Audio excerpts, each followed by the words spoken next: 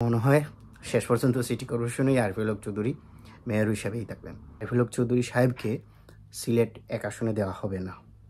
সুপ্রিয় দর্শক, আপনাদেরকে স্বাগত। ভিডিওটা আসলে অনেকটা রাজনৈতিক প্রেক্ষাপটের বাইরে গিয়ে বিএনপির সিলেটের নমিনেশন কেন্দ্রিক আমি কথা বলবো। সেটা হচ্ছে সিলেট 1 এবং সিলেট 3 আসন। যা হোক, আপনারা জানেন যে সিলেট 1 আসনটা অনেক মর্যাদাপূর্ণ। এখানে দীর্ঘদিন ধরে বাংলাদেশ প্রতিষ্ঠার পর থেকেই আমরা দেখেছি অনেক গণ্যমান্য ব্যক্তি, যে কোনো দলেরই হোক, ওনারা এটাতে প্রতিদ্বন্দ্বিতা করে যারা নির্বাচিত হয়েছেন তারাই ম্যাক্সিমাম সময় সরকার গঠন করেছেন। এখন সেটা আওয়ামী লীগের ক্ষেত্রে বলেন, বিএনপির ক্ষেত্রে বলেন, সবার ক্ষেত্রে একই বিষয়গুলাই প্রযোজ্য ছিল এবং এগুলো আমরা বাস্তবায়ন দেখেছি। এবং এখানে যারা ছিলেন এরা কোনো না কোনোভাবে মন্ত্রী পর্যায়ে নিয়ে, যেটা সিলেটে একটা আমরা অভ্যন্তরীণ দ্বন্দ্বর যে জায়গাটা প্রকাশ্যে এসেছে গতকালকের একটা জায়গা থেকে আমরা অনেকে হয়তো দৃশ্যমান অবস্থায় দেখতে পারতেছি। অ্যাকচুয়ালি কি তাই? আমরা জানি যে খন্দকার মুক্তাদির সাহেব 2018 সালে সিলেট 1 আসনে থেকে নির্বাচন করেছেন এবং ওনার পিতাও সিলেট 1 আসনের এমপি ছিলেন। আমি যদি ভুল না করি 1991 ইংরেজিতে বিএনপির সংসদ সদস্য হিসাবেই তিনি এখান থেকে নির্বাচন করে জয়লাভ করেছেন। মুক্তাদির এবং সাবেক সিটি মেয়র এবং বিএনপির চেয়ারপারসনের উপদেষ্টা আরিফুল হক চৌধুরী দুইটা বলয় অ্যাকচুয়ালি সিলেটে ফুটে বলা যায় যে আরিফুল হক চৌধুরী বেশ কিছুদিন ধরে বিএনপির রাজনীতিতে অনেকটা ব্যাকফুটে আছেন সিলেটের জায়গাতে। কেননা খন্দকার মুক্তাদির সাহেব যখনই 2018 সালে নির্বাচন করেন এবং সেই সময়ের পরবর্তী সময়ে তিনি সিলেট জেলা এবং মহানগর বিএনপি, ছাত্রদল, যুবদল থেকে শুরু করে এই সাংগঠনিকভাবে যে ইউনিটগুলো আছে এই ইউনিটগুলোকে ওনার নিজের মতো করে ওনার নিজের পছন্দের লোকজন দ্বারাই কমিটি গঠন করতে উনি কাজ করেছেন বিহাইন্ড দ্য সিন। আমরা অনেকেই জানি সেটা। এবং সেই জায়গা থেকে এখন বলা যায় যে সিলেট জেলা এবং মহানগর বিএনপির যে কমিটি রয়েছে, এই কমিটির শীর্ষ যে নেতৃবৃন্দ রয়েছেন ওনারা প্রত্যেকেই কোনো না কোনোভাবে খন্দকার মুক্তাদির সাহেবের বলের বা অনুসারী বলা যায়। সেই অর্থে আমরা সাবেক মেয়র আরিফুল হক চৌধুরী সাহেবের বলয়ের লোকজনকে তেমন একটা দেখতে পাই না। একটা সময় ছিল যখন মরহুম এম সাইফুর রহমান, যাকে সিলেটের উন্নয়নের রূপকার বলা হয়, আল্লাহ তার মা কামনা করি এবং আল্লাহ তাকে জান্নাতের সর্বোচ্চ আসনে আসীন করুন। সেই মানুষটার খুব কাছের লোক ছিলেন আরিফুল হক চৌধুরী এবং সেই জায়গাতেই আরিফুল হক চৌধুরী সেই জায়গায় উনার মাধ্যমে দিয়েই উঠে আসা। মূলত লন্ডন সফর করে গেছেন, আমরা দেখতে পেয়েছি। সেখানে উনি বলেছেন জনাব তারেক রহমানের সাথে উনার একটা বৈঠক হওয়ার কথা হয়েছে এবং পরবর্তীতে উনি যেটা ডিমান্ড করেছেন যে সিলেট একটা মর্যাদাপূর্ণ আসন, সেখান থেকে জিয়া পরিবারের কাউকে দেওয়ার জন্য।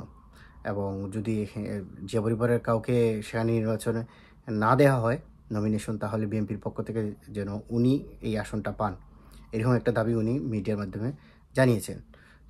এবং জুবাইদুর রহমান, জনাব তারেক রহমানের স্ত্রী, যিনি সিলেটের সন্তান, উনাকেই তিনি এই আসনে চাচ্ছেন বলে আমরা মিডিয়াতে দেখতে পাই। কতটুকু যুক্তিযুক্ত যে জনাব তারেক রহমানের স্ত্রীকে সিলেট 1 আসনে দেওয়া হবে নাকি 3 আসনে দেওয়া হবে, খন্দকার মুক্তাদির সাহেবের কী হবে বা আরিফুল হক সাহেবের কী হবে, এই জায়গাটা আমরা আজকে আলোচনা করব।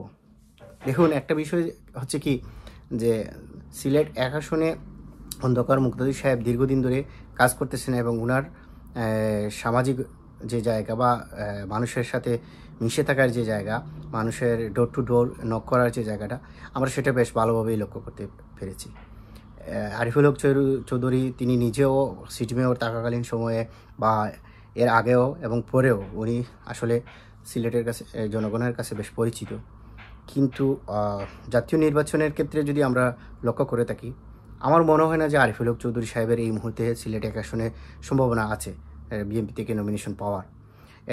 আমার একটা সোর্স থেকে আমি যেটা নিশ্চিত হতে পারলাম, আমি অনেকটাই নিশ্চিত যে আরিফুল হক চৌধুরী সাহেবকে সিলেট 1 আসনে দেওয়া হবে না। খন্দকার মুক্তাদির সাহেব অথবা জুবাইদুর রহমানকে। তবে জুবাইদুর রহমানকে নিয়ে একটা বিষয় হচ্ছে যে উনি সিলেট 3 আসনেও নির্বাচন করতে পারেন, কারণ এটা ওনার পৈতৃক এলাকা এবং ওইখানে তার জন্ম বা ওইখানে তার বাপের বাড়ি। সো সিলেট 3 আসনে উনি হয়তো নির্বাচন করতে পারেন, অথবা ইংল্যান্ডের বিএনপির সভাপতি যিনি জনাব এম এ মালেক ভাইকে সিলেট 3 আসনে দেওয়া হতে পারে। এটা আমার সোর্স থেকে পাওয়া, এটা ভেরিফাই করার অফিসিয়ালি আমার কাছে কোনো সুযোগ নেই, তবে আমার সোর্স এখনও পর্যন্ত যে সোর্স থেকে আমি যে ইনফরমেশনগুলো পেলাম তার মোটামুটি বাস্তবায়নও আমি দেখেছি। এবং গতকালকে যে সিলেট মহানগর বিএনপির ভারপ্রাপ্ত সভাপতি যিনি খন্দকার মুক্তাদির সাহেবের বলয়ের অনুসারী, ওনার সাথে যে আরফিল হক চৌধুরীর বাকবিতণ্ড ভাইরাল হয়েছে, সেটা আসলে আমি বলবো যে একটা ফার্স্টেশনের জায়গা থেকে আরফিল হক চৌধুরী সাহেব করে বসেছেন।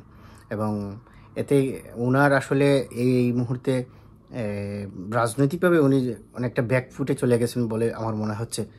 আর মানুষ যখন হতাশ হয়ে যায় তখন আসলে দেখা যায় যে অনেক কিছুই ঘটে যায় আর কি, যেটার বহিঃপ্রকাশ আমরা গতকালকে লক্ষ্য করলাম। এখন আচ্ছা, যদি আমরা আলোচনা করি তাহলে মৌলভীবাজারে কি আরফিল হক চৌধুরীর সেই সুযোগ আছে? আমার তো মনে হয় না, কেননা সেখানে মরহুম এম সাইফুর রহমানের ছেলে নাসির রহমান সাহেব রয়েছেন। সেখানে ওনাকে বাদ দিয়ে কি আরফিল হক চৌধুরীকে বিএনপি নমিনেশন দেবে? তাহলে আরফিল হক সাহেবের যাবেন কোথায়? আমার যেটা মনে হয়, শেষ পর্যন্ত সিটি কর্পোরেশনেই আরফিল হক চৌধুরী মেয়র হিসাবেই থাকবেন। মেয়রের জন্য উনি হয়তো নির্বাচন করবেন। যদি আমি জানি না শেষ পর্যন্ত কী হয়, রাজনীতিতে শেষ কথা বলতে কিছু নেই, কিন্তু আমার যেটা গাছ বলতেছে এবং আমার সোর্সের থেকে দেওয়া তথ্য অনুযায়ী আমি যেটুকু আমার ধারণা, সেটা হচ্ছে যে সিলেট 1 আসনে খন্দকার মুক্তাদির সাহেব, সিলেট 3-এ জনাব এম এ মালেক অথবা জুবাইদুর রহমান, এই 2 আসনেই মোটামুটি কমপ্লিট। এবং নাসির রহমান সাহেব যেহেতু মৌলভীবাজারে নির্বাচন করবেনই, আরফিল হক চৌধুরী সাহেবের এই মুহূর্তে আসলে অন্য সংসদ সদস্য পদে প্রার্থিতা পাওয়ার ব্যাপারটা অনেকটা অনিশ্চিত। সেই অর্থে উনি আবারও সিটি কর্পোরেশনে নির্বাচন করতে পারেন, এবং যদি সংসদ সদস্য হিসেবে উনি নির্বাচনে অংশগ্রহণ না করে থাকেন তাহলে ওনাকে সিটি কর্পোরেশনই দেওয়া হবে। যতটুকু আলাপ করে জানতে পারলাম যে উনি সিলেট সিটি কর্পোরেশনের জন্য ওনাকে রেখে দেওয়া হবে, কেননা জাতীয় সংসদের বিষয়টা অনেক ইকুয়েশনের বিষয় আছে, বিরোধী দলের ক্যান্ডিডেটদের সাথে মোকাবেলার বিষয় আছে। শেষ পর্যন্ত কি হয় বলা যায় না, তবে আমরা আপাতত অপেক্ষা করি। জনাব আরফিল হক চৌধুরীর জন্য শুভকামনা থাকলো, খন্দকার মুক্তাদির সাহেব এর জন্য শুভকামনা থাকলো। আর আপনারা জানেন যে জামাত থেকে সিলেট জেলা জামাতের আমির মৌলানা হাবিবুর রহমান সাহেবকে সিলেট 1 আসনে দেওয়া হয়েছে।